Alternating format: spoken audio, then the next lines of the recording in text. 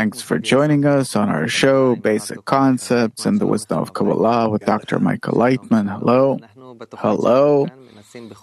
And on this show, we're trying to take one concept each time and explain it in the simplest way for a person who just started taking interest in this fabulous wisdom. And today we'd like to talk about the soul of Adam, the concept of the soul of Adam HaRishon. When someone mentions this concept, I remember lectures that you gave once where you draw this circle with plenty of dots in it and you draw lines between them. And my question is, what kind of feeling do you want to communicate when you draw that picture?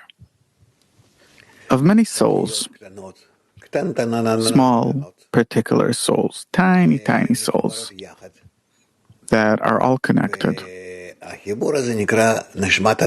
And this connection is called the soul of Adam HaRishon. This is what the Creator has created, one soul.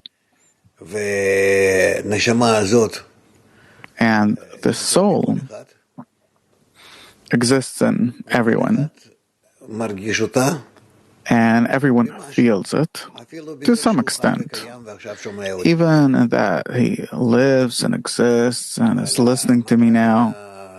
But the purpose of the existence of the soul of Adam HaRishon is that every person will be able to attain this soul, for each to attain this soul as if it exists in him, that he is the soul of Adam HaRishon. And this kind of confuses us. But later on, we understand why does it happen, how does it happen, we agree to it, we come closer to this concept, until really it shines in each and every one of us, until this soul shines in each of us in a whole and complete way. You said many things, so I want to ask about them one by one. You said that the soul of Adam HaRishon is the soul for all of our souls. What does it mean that one soul is the source for all other souls? That everything that all of us feel is that soul to the extent to which it shines in each of us. And it's different between people. It differs from person to person. Of course. So what is it? A general soul? Yeah? The general soul that then as if is divided in each and every one, and it awakens a person and brings him closer to revelation for him to reveal his soul. The soul is called the soul of Adam HaRishon. What does it mean? Literally meaning the first man. First, what does it mean? That this is what the Creator has created, made, shaped. And the form that He made is what we need to attain. Each of us in particular and all of us together. Why don't we talk about the second soul of a person, third one? No. What the Creator created was this one soul, Nishmat Adam HaRishon. And then it divided into 600,000 souls. And more different parts. And every person has a small part of it. When you say that at first the Creator created just one soul, where is it on the axis of development, evolutionary-wise? The beginning meaning what? The beginning is much before this world was created. Much before this world was created. How long before? There is no time. then there was no such concept as time. Time starts with a person starting to feel that he exists in this world. The soul of Adam HaRishon, how is it related to me? Is it? You have a part from it. Everyone does. Yeah. And what's interesting is, and I don't want to confuse, but it shines in each and every one to its full extent, wholeness, and perfection. What do you mean? That anyone can attain all of it. So in me, there's a part of it, or it entirely. In the meantime, it doesn't exist. But when a person can attain it, he can attain it. He can attain all of it. You said that there was one soul that divided into many parts. What does it mean that a soul splits, divides? Really, it's a very kind of unclear concept. But it's convenient to call it that way and divide it that way in order to talk about our attainment, which is gradual, partial, that we start from some small number, small intensity, and we more and more discover this soul to its full extent. What do we need to attain? We need to actually attain the Creator. And how is he related to the soul of Adam HaRishon? The Creator shines through that kli, vessel called soul. The soul of Adam HaRishon? Yeah. The Creator shines in him? Yeah. And this is what we need to attain? Yes. Is it a kind of state? Yeah. The split of the general soul and the wisdom of Kabbalah is also called shattering or de-shattering. What does it mean? Because it's not like a cup that can break. It's exactly like a cup that there's some kind of drink in it, and that cup breaks, and the drink spills. That's how the soul broke. That's how it broke. The vessel of the soul, the desire of the soul broke. And its fulfillment of that desire. What's actually broken? What actually broke? The force of perception of the desire to receive that exists in the soul, it shattered into pieces, into many, many parts and pieces, into 600,000 pieces. And every such part, what's in it? The desire to receive. And in the desire to receive, there's some light from the general light that filled the entire soul, the complete soul. So the complete soul divided into 600,000 pieces. Why did it break? Broke because the desire to receive that sustains the light couldn't continue keeping it in equivalence of form with the light in bestowal. Oh, what stood in its way? The desire to receive, the will to receive that grew in it, that increased in it, and it couldn't be in equivalence with that desire to receive. It said that the shattering of the soul happened because of some primordial sin. What is it?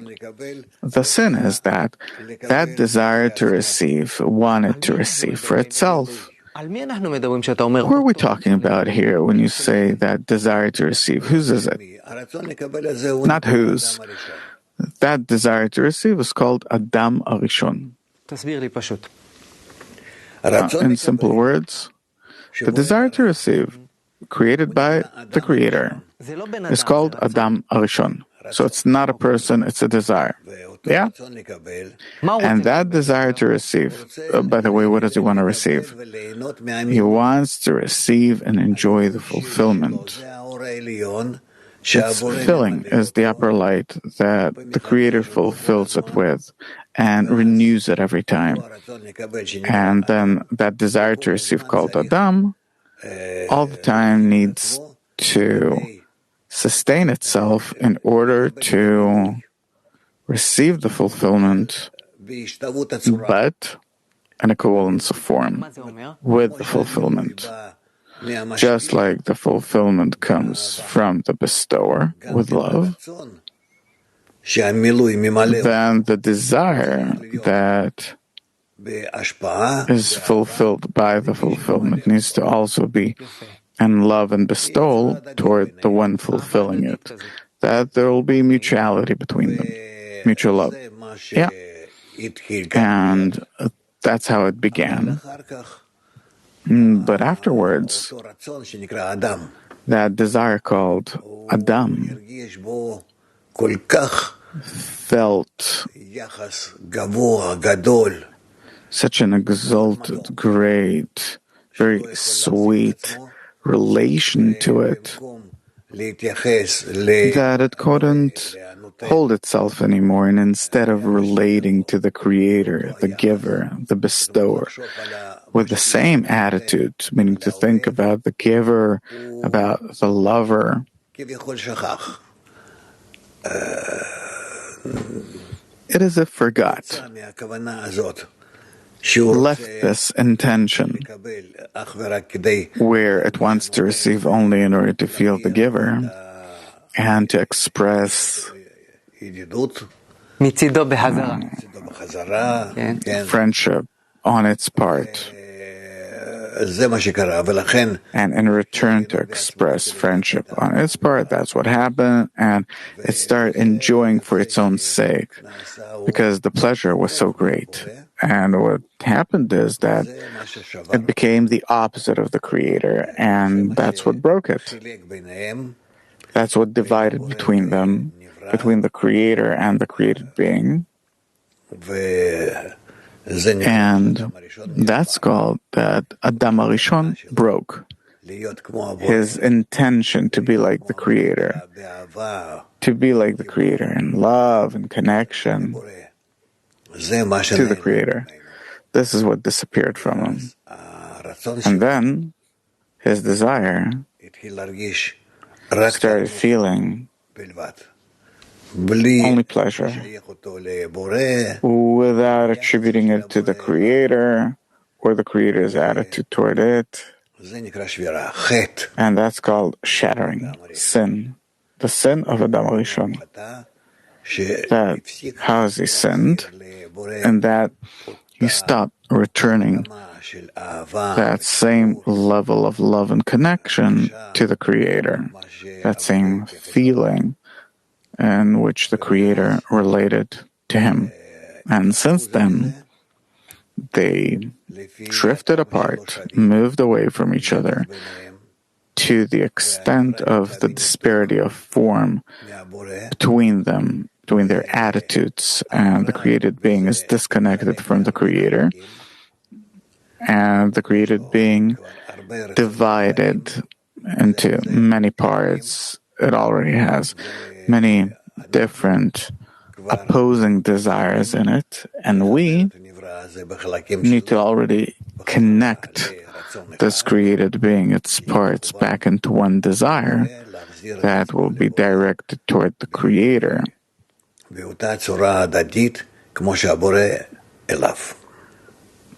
That will relate to the Creator in the same way that the Creator relates to him, to it. So the sin is that we stopped returning love. Yeah.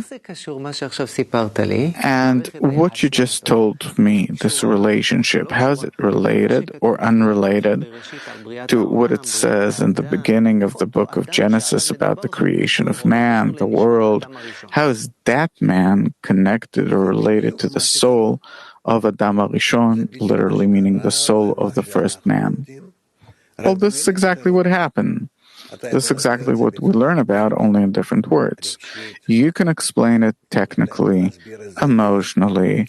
You can explain it in the form of a structure, like in the form of sketches, geometry, etc. It doesn't matter. But the essence of the matter is that there was one desire that the Creator treated with love, and this desire, that's how it was to begin with too. But when it felt the Creator's attitude toward it, it couldn't return that attitude, the same relation. It's a matter of the inner development of the desire that felt that it can't treat the Creator the way the Creator treated it. And that's the sin. So, who's Eve then in relation to this story? Man's desire to receive is called Eve. Man's desire to bestow to the Creator is called Adam. And who's the serpent? The serpent exists between the two, awakening them for them to think only about the fulfillment. What is that forbidden eating from the tree of knowledge? That's called, I've eaten and I shall eat more. Meaning what? That besides tasting once and feeling that it pushed him away from the Creator, if he receives for himself in order to receive, then would he to stop? Then he could go back, he could have gone back to the correction, but he couldn't. It was already pre-planned. And then he says, I've eaten and I shall eat more. Meaning he's aware of it, he admits it, he understands that he's incapable, that that's how it's supposed to be, and he continues and eats. If I understand correctly, the entire story is that a person suddenly starts focusing on his pleasure, etc., and stops giving pleasure back to the one giving it. Yeah. One more question about the story. It says in the Torah that man was created only on the sixth day. Before him, the still vegetative and animate were created. What does it say about the soul of Adam HaRishon? That the soul of Adam HaRishon is most developed, most important, including all the souls that came before it that are. And when it comes to the sin and corrects it in the future, then that corrects everyone and everything. So the simplest definition, how would you define this concept, the soul of Adam HaRishon? The truth is that the soul of Adam HaRishon is the entire desire to receive pleasure that exists in creation. In everyone. In the still, vegetative, animate, and all created beings in all the forms as they were, are, will be. All of them together are the desire of the soul of Adam HaRishon.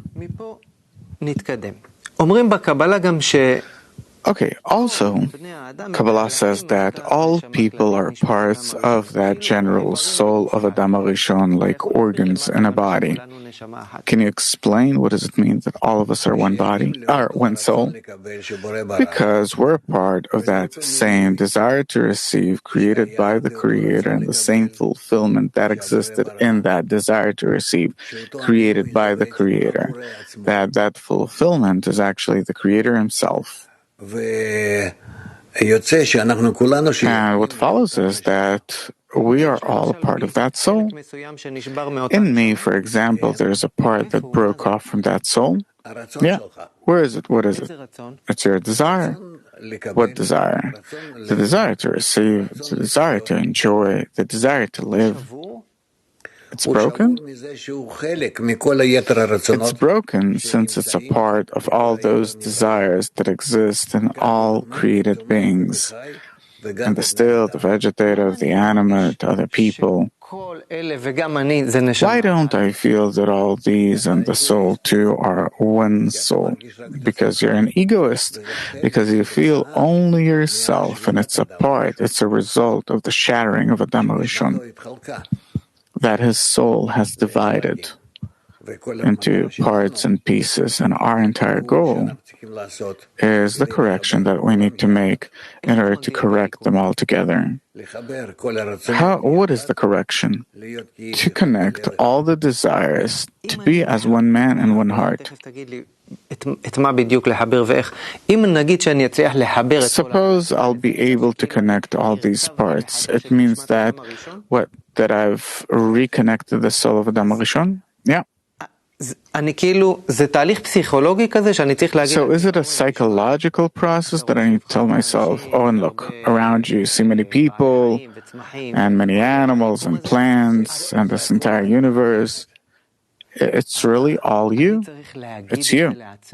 That's what I need to tell myself? Yeah. To as if convince myself? Yeah. Is there something beyond persuading myself to attain that that's how it really is? What do you mean? To feel, to see, in all of your senses, in your mind, heart, that it's all you.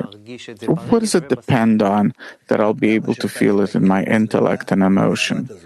It depends on the measure to which you correct yourself in love of others. And what does that mean? That out of your ego, the ego that you live and exist in now, you need to correct your desire for it not to be egoistic, but altruistic. It's like returning that same love that disappeared during the sin. Yeah? It's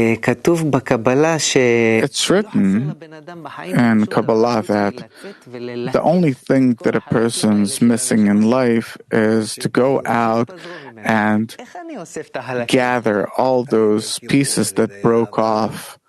How do I do it? Through connection? Through love? What is it about love that connects the parts of my soul to me? Well, it's clear. That's called love. That it helps us to be connected to one emotion, one mind, one desire, like one body. What do you feel when you succeed in doing it a bit in the soul of Adam HaRishon? We feel that we return to being in the corrected state. Is it fun? It says about it, taste and see that the Creator is good. And what does that mean? Taste. Try to connect that way and see that this is really what the purpose of creation is. What exactly do you enjoy in the soul of Adam HaRishon? That in our connection we discover the upper force that fulfills us and that we can feel it in us. What will happen when we'll go back to feeling like one soul? We'll feel the Creator that's fulfilling us. It's that great big light that existed in the beginning and departed. And if I want for it to come back, you should make a corrected vessel. That means to put together the soul. Yeah, that light shines only in the connected soul. Yeah. Suppose we do it. What will happen with all the different problems that we have in the world today? They're all as a result of the shattering. What do you mean? That because our desire broke into many parts and pieces, and we're separated and remote and broken, that's why we see reality the way that we do. The more we connect with each other, the more we will see our fulfillment as one. The Creator will reveal as one. The desires will be supported as one, and there will be no separation in the world. Isn't it a bit frightening to feel that you're connected to some great big system? If you pray, then what you say is, listen, O Israel, the Creator is your God, the Creator is one. what does it mean? That we need to return to that state where we have one desire, and that's the correction of the world? What does it mean to get to know other souls? That in every person there's a desire that needs to be awoken toward connection with others. And in that connection with others, to reveal the upper force called the Creator. And it's called Creator, Boreh in Hebrew, from the word Bo'oreh, come and see, meaning that we need to reach a connection between us and reveal Him as a result of that connection. If I grasp this explanation, turns out that our entire human evolution is to learn how to return love. Yeah, all in all, to connect. Look what it says. And all our prayers and everything, just to connect and restore the love between us. Our time's almost up. I have 2 more questions. Today taught me many things about the concept of the soul of Adam HaRishon. What's the most important thing to remember? That the main thing for us is connection. The connection between people in all possible forms. Only connection for the benefit of others. And last question, what do you personally wish me as a beginner who just started studying the wisdom of Kabbalah in relation to the concept of the soul of Adam HaRishon? That you go back home to the best possible, safest, sweetest state, and by that, or in that, you find a good, warm, safe approach to all other people. There's no cessation or separation or remoteness between anyone in any way. And this is what you discover and pass on to everyone. Thank you very much, Dr. Laitman. Good luck. Thanks for being with us. The soul of Adam HaRishon. All the best.